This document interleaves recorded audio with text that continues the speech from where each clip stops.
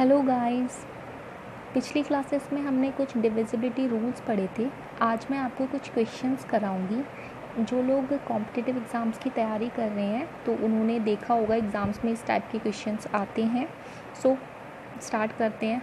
देखो, जैसे कि ये हमारा क्वेश्चन दिया हुआ है, इसमें क्या है कि if this number is divisible by 9 find all possible values of ए।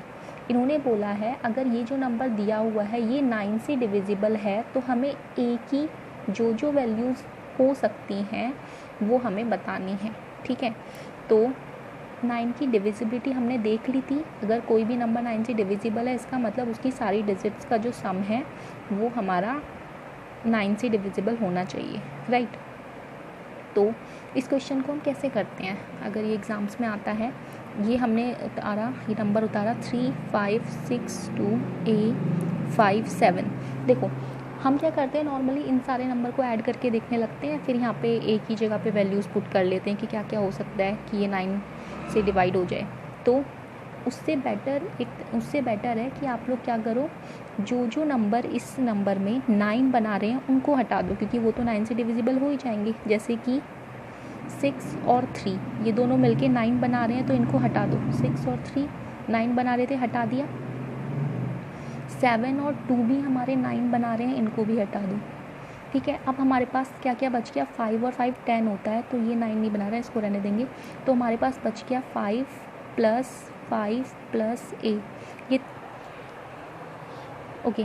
ठीक है, अब हमारे ये 3 नंबर बच गए हैं, 5 5 और A, राइट। तो अब हम यहाँ पे चेक करेंगे कि A की क्या वैल्यू हम डालें कि ये वाले नंबर का जो सम है वो 9 से डिविजिबल हो जाए। ठीक है, 5 और 5 हमारा 10 होता है, 10 के बाद 9 से डिविजिबल वाला जो नंबर है वो हमारा 18 होता है। तो A की जगह मुझे क्या डालना पड़ेगा, 8 डालना पड़ेगा, है ना। 5 और 5 10 और 8 18 आ जाएगा। 18 9 से डिविजिबल है, इसका मतलब A की जगह पे 8 होगा। अब नेक्स्ट नंबर में क्या नेक्स्ट नंबर मुझे डालना पड़ेगा 17, है ना। 5 और 5 10, 10 + 17 इक्वल होगा हमारा 27, है ना। लेकिन A जो है हमारा वो तो सिंगल डिजिट नंबर है और 17 तो हमारा दो डिजिट है इसमें, तो इसका मतलब हम A की जगह 17 नहीं डाल सकते। तो इसका मतलब A की सिर्फ एक ही वैल्यू पॉसिबल है, वो होगी 8। अगर A की जगह यहाँ पे 8 होगा तो ये वाला नंबर हमारा 9 से डिविजिबल हो जाएगा। तो इस टाइप के क्वेश्चंस को हम ऐसे सॉल्व करते हैं। तो मैंने आपको करके दिखाया है इसलिए टाइम लग गया, वरना इसको करने में बिल्कुल भी टाइम नहीं लगता है, कुछ सेकेंड्स में ये हो जाता है। ठीक है, एक और क्वेश्चन ले लेते हैं हम, सेम ऐसा ही। ये क्वेश्चन है, if this number is divisible by 9 find all possible values of B। All possible values of B, right. तो हमें क्या क्वेश्चन है, 5 7 2 B 4। हमें बताना है कि B की क्या क्या वैल्यू हो सकती हैं जिससे कि ये नंबर हमारा 9 से डिविजिबल हो जाए। तो फिर से वही करते हैं कि पहले हम जो 9 बना रहे हैं नंबर उनको हटा लेते हैं। 5 और 4 9 बना रहा है, हटा दूँ। 7 और 2 भी 9 बना रहा है, ये भी हटा दो। तो यहाँ पे सिर्फ हमारा B ही बच गया। अब हमें देखना है B की जगह पे मैं क्या डाल दूँ कि ये 9 से डिविजिबल हो जाए। एक तो मैं 0 डाल सकती हूँ B की जगह पे, क्योंकि 0 जो है वो हमारा किसी भी नंबर से डिवाइड हो सकता है। और क्या डाल सकती हूँ, और मैं 9 डाल सकती हूँ, 9 हमारा 9 से डिविजिबल है। और क्या डाल सकती हूँ, 18 डाल सकती हूँ, लेकिन 18 हमारा डबल डिजिट है, हमें तो सिर्फ सिंगल डिजिट नंबर चाहिए। B हमारा सिंगल डिजिट है तो ये नहीं डलेगा। तो सिर्फ B की 2 ही वैल्यूज़ पॉसिबल हैं, एक 0 और एक 9। ठीक है, तो अगर इस नंबर में B की जगह 0 होता तो भी ये नंबर हमारा 9 से डिविजिबल होता। अगर B की जगह 9 होता तब भी ये हमारा नंबर 9 से डिविजिबल होता। ठीक है, तो इस तरह से क्वेश्चंस करते हैं। एक क्वेश्चन और देख लेते हैं। तो ये हमें नंबर दिया हुआ है, इसमें हमें 2 डिजिट फाइंड करनी है, A और B। ठीक है, तो ये बोल रहा है कि ये नंबर हमारा 9 से डिविजिबल है and B is odd number. इसने यहाँ पे एक और कंडीशन दी है कि जो ये हमारा B है ना, ये ऑड नंबर है। तो find the all values of A। तो A की जितनी भी वैल्यूज़ हों, find the sum of all values of A। तो A की जितनी भी वैल्यूज़ आ सकती हैं उनका हमें सम निकालना है। ठीक है, तो पहले मैं नंबर लिख लेती हूँ, क्या है, 8 7 4 2 ये 6 है, 2 और ये 20 को मैं ना कैपिटल भी लिख लेती हूँ वरना 6 और बी में कन्फ्यूज़न हो जाएगा। ठीक है, तो ये हमारा नंबर है। अब 9 से डिविजिबल बोला है तो पहले जो जो नंबर 9 या 9 के मल्टीपल हो रहे हैं उनको हम काट लेते हैं। तो देखो 7 और 2, 9 का 7 और 2 9 है, और 8 और 4 हमारा 12 होगा, 12 और 6 हमारा हो जाएगा 18। तो ये तीनों नंबर मिला के 18 बना रहे हैं और 18 हमारा 9 का मल्टीपल है, तो वो भी कट गया। ठीक है, क्योंकि वो तो 9 से डिवाइड हो जाएगा। अब हमारे पास बच गया 2A और B, ये 3 नंबर बचे हैं। 2 बचा है, A बच गया है और हमारे पास B बच गया है। इन तीनों का सम हमें, इन तीनों को मिला के हमें नंबर को 9 से डिविजिबल बनाना है। अब देखो, इसने एक और कंडीशन दी थी, इसने हमें ये भी बताया था कि जो B है ना वो एक ऑड नंबर है। इसका मतलब ये जो B है ना ये हमारा कोई ऑड नंबर है।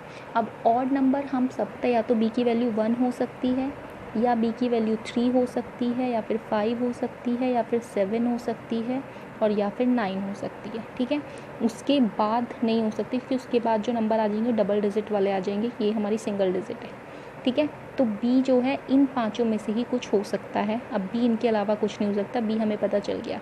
अब हमें A देखना है कि A को मैं क्या डालूं कि ये नंबर जो है मिला के 9 से डिविजिबल हो जाए।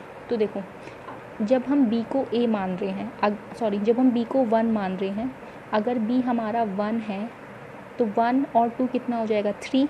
तो A को मैं क्या लिख सकती हूँ, A को मैं 6 दे सकती हूँ, है ना। 6 और 1 हमारा 7 और 2 9 हो जाएगा। ठीक है, तो A की वैल्यू क्या आ सकती है 6। जब मैं B को 3 ले रही हूँ तो A की वैल्यू क्या आ सकती है 4 और 3 7, 7 और 2 9। ठीक है, और जब मैं B को 5 मान रही हूँ तो A की वैल्यू क्या आ सकती है 2। 5 और 2 हमारा कितना हो गया 7, 7 और 2 9। जब हमारी B की वैल्यू 7 है तो 7 और 2 हमारा पहले से ही है, तो 7 और 2 तो 9 हो जाएगा। तो इसका मतलब मैं A को 0 बोल सकती हूँ, क्योंकि यहाँ पे 2 तो है ही, तो 7 और 2 9 हो गया। या फिर मैं A की जगह पे 9 भी दे सकती हूँ, क्योंकि 7 और 2 9 हो रहा है, और फिर 9 जोड़ के हमारा 18 हो जाएगा। तो 18 भी हमारा 9 से डिविजिबल है। अब यहाँ पे 9 और 2 11 में कितना जोड़ दें कि हमारा 18 बन जाए 7। तो इसका मतलब एक ही वैल्यू ये हो सकती है। तो ठीक है, समझ आया। जब मैं B को A मान रही हूँ तो A की जगह मैं 6 डाल सकती हूँ, तीनों मिला के 9 से डिविजिबल हो जाएगा। 3 डालने पे मैं 4 डाल सकती हूँ, 5 मानने पे मैं 2 डाल सकती हूँ, और 7 मानने पे, क्योंकि 7 2 तो पहले से 9 हो रहा है, तो इसका मतलब मैं 0 डाल दूँ तो मेरा काम बन जाएगा, 9 ही आएगा। और दूसरा मैं 9 भी डाल सकती हूँ, फिर वो 18 बन जाएगा। ठीक है, ऐसे ही जब 9 है तो मैं 7 डाल सकती हूँ। तो A की कौन कौन सी वैल्यूज़ हो गई, ये सारी A की वैल्यूज़ हो गई। अब उसने हमें बोला क्या था, find sum of all values of A की जितनी भी वैल्यूज़ है ना उनका सम बताना है हमें। तो हमारा आंसर क्या होगा, सम ऑफ वैल्यूज़ ऑफ A की वैल्यूज़ क्या क्या हैं, 6 + 4 + 2 + 9 + 0 + 7, ये सारी ना 6 4 2 9 0 7, 6 4 2 9 0 7। ठीक है, इनको सम कर देंगे, इनको सम करके आ रहा है हमारा 28।